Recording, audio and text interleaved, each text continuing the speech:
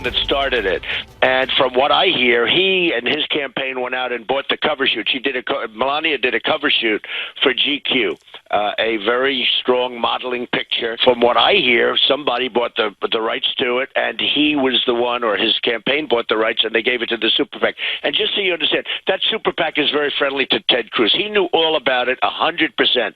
So he started it. I didn't start it. Once upon a time, there was a land where political battles were held with a level of respect. Gentlemen and ladies gathered for a polite discourse. No one ever brought up family. No one used wives and kids as pawns in a game of please elect me. And by election day, the land was teeming with smiling faces where everyone who held a vote was able to express themselves properly. No one was angry. Life was good. Yea, verily. There is a land like that somewhere, far off and buried deep beneath the bowels of old photos, tweets from candidates and twits alike, and the old guy who hasn't been to a dry cleaners in 30 years making a certain candidate and her followers really nervous. Let's dive then into reality in the pool that contains the political animal. Welcome back, senior fellow at the Ethics and Public Policy Center and columnist with the National Review, Mona Charen, and the former senatorial aide, now contributor at The Hill, the man voted least likely to have a harsh word for anybody, Brent Budowsky. You guys are never going to have an intro like that again. Let's go ahead and get to work. Mona, to you first.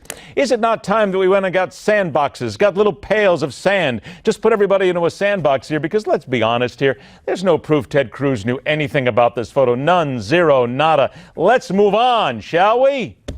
Right, and furthermore, let's dispense, I'm sort of echoing Marco Rubio here, let's dispense with this myth that Cruz is the one who's getting down in the mud as well. There have been so many stories today about how, the Republican campaign is getting down into the gutter. No, not the campaign. One person, Donald Trump.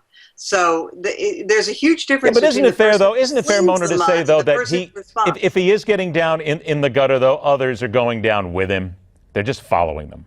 Yes? Well, no. What do you do when you have a Donald Trump in the race and when he's the front runner and he flings this kind of mire in your direction and you protest?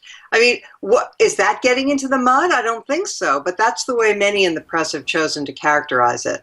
All right. Hey, Brent, I'm going to come to you now on the left side here, because a top aide to Hillary Clinton's campaign today dodged all the questions about setting up a debate with Bernie Sanders, saying it depends on the senator's tone. Here's the quote. This is a man who said he'd never run a negative ad ever. He's now running them. They're planning to run more. Oh, Brent, goodness, God, please, Brent, we have unfortunate ads. Oh, no, Brent, you guys are just as bad. Come on, that's hypocritical, and you know it. Well, no, that is hypocritical, but we're not just as bad. Hillary Clinton and Bernie Sanders would not destroy NATO as Trump would. Hillary Clinton and Bernie Sanders would not say, we don't want to get Vladimir Putin and the Chinese angry, so he'll take a softer position on Ukraine and the South China Sea. And I would rather be talking about those issues. I think that obviously Hillary's answer was not exactly forthcoming and not exactly credible. Well, come on, Brent, let's be honest here. Hillary Clinton's campaign has run negative ads before, too. This is just hypocritical here. Come on, get your own head out of the muck and the mire here. A tone. Hey, my head's right out of the muck. I just said she was wrong. What do you give a guy a break, man? I thought it was a crazy thing. I'm beginning to have severe doubts that Brent Budowsky is sincerely a Democrat. I mean, he's really concerned about NATO. This is great. Brent, you're my kind of Democrat. Wow, he's been exposed finally. All the hell that's about to break loose inside the Beltway. You have no idea what you're doing. Hey, wait a minute, Brent. I got to move this on here, because now we're getting in the Huffington Post the headline. It's time for Hillary Clinton to concede the Democratic nomination to Bernie Sanders. Hey, come on. He had a great weekend, Brent, but concede? Oh, yeah. Now, that actually, somebody borrowed that from something I wrote, that Bernie should not drop out. And I said it would be just as silly for Bernie to say that Hillary should drop out. People picked that up. It amazed me. I do want to say one thing about what Mona said in being a Democrat. I was talking to John Kerry on the phone. He called me about 2 weeks ago, and we had a serious talk. Oh, you name dropper, you. No. I'm about to make an important point. And I couldn't quote then what he said to me until he said it yesterday on CBS, Face the Nation. What he said was, Brent, you'd be amazed wherever I go all over the world, especially in Europe. I have people, foreign ministers, presidents, prime ministers, media, average folks genuinely alarmed by what Donald Trump could do to NATO and to Europe and to security. And he really believes that. He's a liberal, too.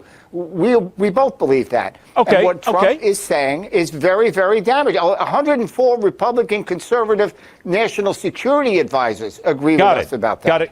And you're right on that as well. But Mona, I got 60 seconds left, and I want to come back to you because here we have 147 FBI agents involved now in the Hillary Clinton email investigation. So if there's a chance for the Democrats to dump somebody and go to somebody, look, this is sitting right in front of them right now. Wouldn't you agree that sooner or later somebody's got to make a decision here? You don't put 147 agents on a case if you're just peeking around the corners. Well, they could be slow walking it. I mean, it's so hard to tell. But look, it's very interesting. The Democrats have quite a different way of nominating their presidential candidate from the way Republicans do it. They have these superdelegates who have disproportionate influence compared with Republicans who let the voters decide. So Hillary Clinton's position seems fairly secure, even though Bernie Sanders has done very well in the last few contests. And if you look at head-to-head matchups, where it's Sanders versus Trump or Sanders versus Cruz, he kills it. I mean, he has a much better general election prospects. My goodness, man hasn't been to a dry cleaners in 30 years, and yet he's still looking good. It's incredible. We're all out of time. We have to come back again. Don't worry about it. If you're on the left, Brent will come back to the left. Maybe. We'll have to see that when we come back next time. Mona, Charen, Brent Budowsky, thanks so much for joining us both. We'll talk to you again real soon. All right, when we come back, remembering the lady who started a global Catholic television empire and is one of the most important people in evangelicals on television in history.